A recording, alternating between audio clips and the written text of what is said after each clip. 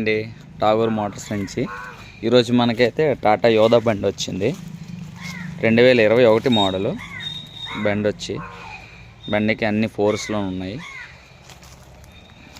Front టైర్లు వచ్చి 2 టైర్లు అయితే పడతాయండి.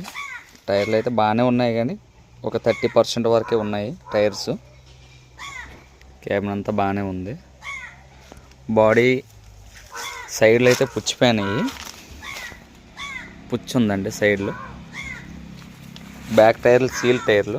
ఏసీ కస్టమర్ 5,000 కూడా తిరగలేదని చెప్తున్నాడు. రింగ్ డిస్క్తో ఉంది.